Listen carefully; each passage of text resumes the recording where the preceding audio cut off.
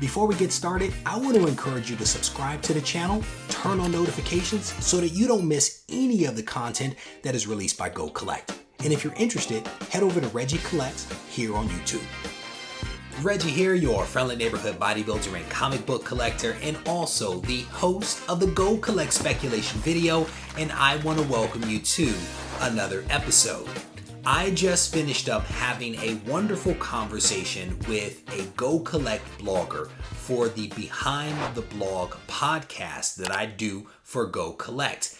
And during this conversation, the blogger asked me to do him a favor. And he specifically wanted me to ask you all, those of you that are watching, to leave comments and thoughts behind on what you might want to see the bloggers write about in future blog posts. In addition to that, there was a wonderful piece of content that the bloggers put out called Blogger Dome. And this is essentially where two bloggers take opposite points of view on a specific topic and kind of battle it out. So think Raw versus Graded Comics, or who has the best rogues gallery, Spider-Man or Batman. And these guys literally go at it and have a wonderful time kind of going back and forth. So to that point, if there is content that you want to see covered by the bloggers, whether it be in a blog post or possibly in Blogger Dome, I want to encourage you to leave those comments, those suggestions, those recommendations down in the comment section, because potentially not only will your suggestion result in a blog post being written, but it might also be covered in an episode just like the one that you're watching right now. With that said, let's get to this week's blog post. So I don't know about you, but I've thoroughly been enjoying Falcon and the Winter Soldier. And I get excited every time the weekend rolls around because I know that I'm going to have an opportunity to watch a new episode.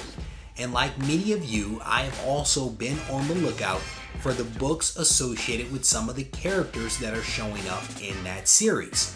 Our next blogger says that if you are going after Falcon and Winter Soldier type of keys, that you may need to think about Baron Zemo. And he specifically says don't necessarily worry about the first iteration of Baron Zemo, because that book, Avengers 4, is out of reach for a lot of people, but you may want to consider the next best thing. That is the second Baron Zemo. And in this blog post, he identifies 3 books that you may want to check out. I'm going to spend my time talking about 2 of them, and then I will point you to the blog post to check out the last one, because there are some interesting things that are happening there. The very first book that the blogger talks about is Captain America issue number 168. In this issue, Captain America and Falcon square off against a character known as the Phoenix, who later is revealed to be Baron Zemo. And this book is actually Baron Zemo's first appearance. And at present, a 9.6 copy of this book is going for about $300, which is not a bad price considering that Baron Zemo has been out there in the MCU for a little while. So this isn't necessarily a bad book to pick up. Now, what does the future look like for Baron Zemo? Who knows? Who knows what the future holds? But again, a 9.6 in this market for $300 is not necessarily a bad way to go. The second book that the blogger talks about is Captain America issue number 275. And in this issue, we basically see Baron Zemo don his official costume, the classic costume, and takes on the mantle of Baron Zemo. This book was released in 1982, and again, isn't necessarily a bad book to pick up if you can find it out there. The third book that the blogger talks about is one that you may want to check out if you know the history of Baron Zemo and the Thunderbolts and know about the rumors that the Thunderbolts may or may not come to the Disney Plus streaming platform. I mean, I've pretty much given you the whole thing except for the name of the book. For that, you are going to have to check out the blog post, which is linked down in the description. Without a doubt, we are in a hot market right now. It doesn't matter, honestly, what comic you talk about. Comics right now are expensive. There is no doubt about that. And our next blogger actually takes a look at a book that is incredibly hot and has been for the last couple of years, all fueled by speculation. And that's not necessarily a bad thing. It really isn't a bad thing, but there is a point to that, and I'll get to it in just a second. The book that we are specifically talking about is Fantastic Four issue number 48, the first appearance of Silver Surfer. This book is hot. And over the course of this blog post, what the blogger does is looks at what is happening in low grades, mid grade, and high grade. And at every single point, this book is breaking records. And here's the crazy thing. It's breaking records, and we haven't even seen the Silver Surfer in the MCU. We haven't even received confirmation that the Silver Surfer will appear in the MCU. And all of this was fueled by the whole Fox Disney acquisition, and is just continuing to be fueled by the announcement that a Fantastic Four movie is being made, and people are speculating that Galactus and Silver Surfer are going to appear in that movie. We have no clue whether that is going to happen or not, but this book is still flying high. And I want to read a few passages for you from this blog post, specifically looking at the lower grade books and at the higher grade books. And when you look at the lower grade books, essentially what you will see is that a 2.0 copy of Fantastic Four 48 sold on March 5th for about $1,000. Shortly thereafter, on March 11th, a 3.0 copy sold for $1,300. 3 days after that, a 3.5 reached a milestone when a copy sold for $1,650. That is crazy. That is crazy. And it's even crazier when you start to look at what is happening with the higher grades. If you are curious as to the other data points that are referenced in this blog post, I want to encourage you to check this one out in its entirety. It is linked down in the description. In this next blog post, our blogger takes a look at two really awesome books that have had a little bit of a fall from grace. These books once were riding high and sitting on the top 100 hot Silver Age list, and they have fallen dramatically. And part of the question is why, and is now the time to pick up these books? That is essentially the question that is being posed by our blogger, who presents a little bit of background on these two books and the two characters that they are associated with, as well as some data for you to consider and to ask yourself whether now is the time to buy, or whether these are books and characters that you want to skip in their entirety. The very first book that the blogger looks at is X-Men issue number 12, the first appearance of Kane Marco, aka the Juggernaut, and this book is also the origin of Professor X. When you look at the data, this book has fallen 110 spots and currently sits 164th on the list. When you specifically look at a 6.5 copy of this book, what you see is that the book actually still has a positive return of about 2.1%, even at its current position on the hot list. The second book that is on the list is an Amazing Spider-Man book, specifically Amazing Spider-Man issue number 78. And this is the first appearance of the Prowler. And the Prowler got a little hot because of his association with Miles Morales, and Miles being incredibly hot, casting heat on some other characters that he associates with. This book, however, Amazing Spider-Man issue number 78, has actually fallen 97 spots and sits presently at 139th on the hot Silver Age list. This book, at an 8.0, currently has a negative return of 20%, which is crazy. That is a pretty high negative return for this book, and again shows how this book has fallen from favor.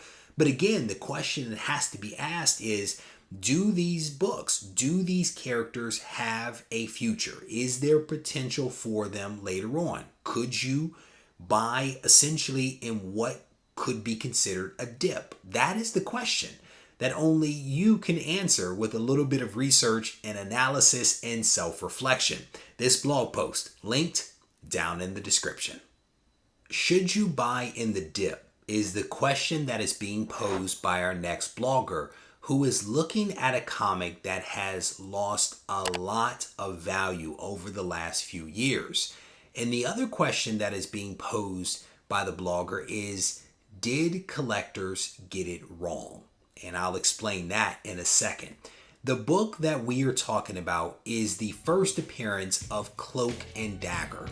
CLOAK and DAGGER first appeared in Spectacular Spider-Man issue number 64. And from March 18th to about March 2020, a CGC 9.2 copy of this book has dropped 44% in value across 51 sales.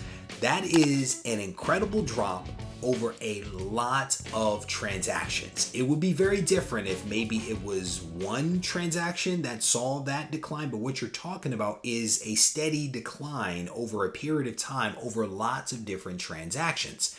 And CLOAK and DAGGER is one of those teams, if you will, that is a little bit of like an inside type of thing.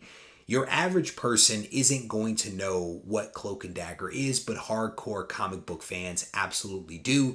They did a lot of guest appearances back in like the 90s, for example, when I first started collecting comics. But they also had a TV show recently. And when that TV show was canceled, that's around the time that we started to see this decline in value.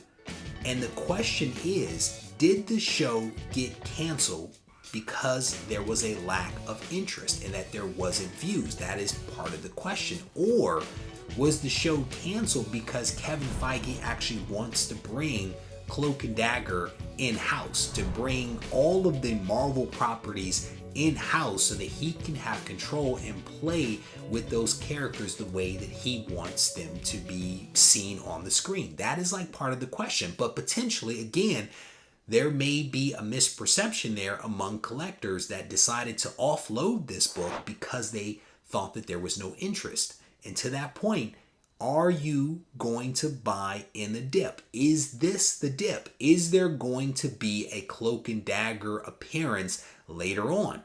Only time will tell. One of the things that I often encourage people to do on my own channel, Regie Collects, is to find ways to keep this hobby interesting and to also look at blue ocean opportunities.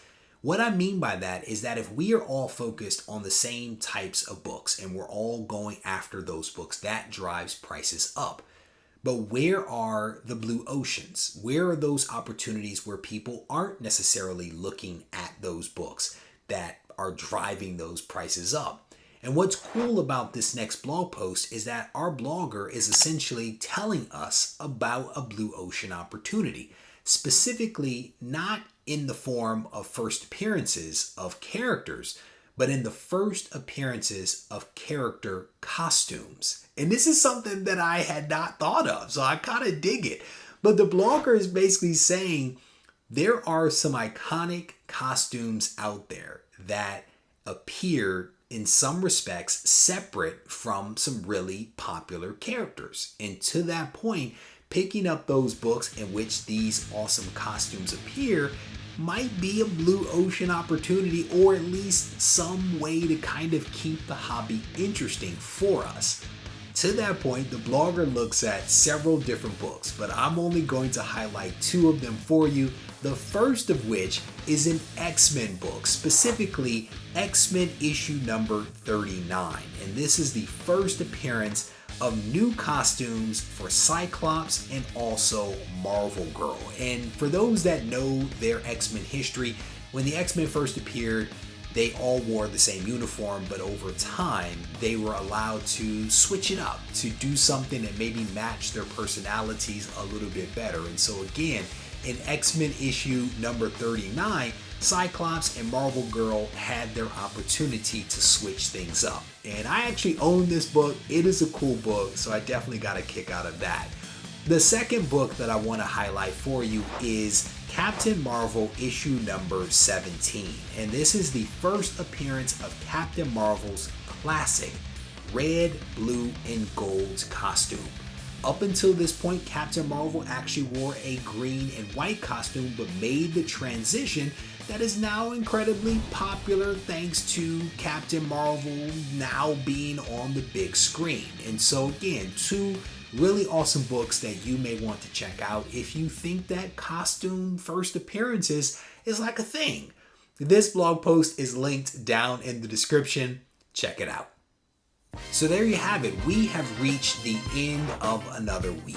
And again, I want to encourage you to leave your comments and thoughts behind, because the bloggers really do read your comments in addition to myself. So leave those comments behind. Let us know what it is that you are interested in seeing covered in blog posts and possibly even in this video itself. And if you enjoyed this video, I want to encourage you to tune in next week when we get to do this all over again.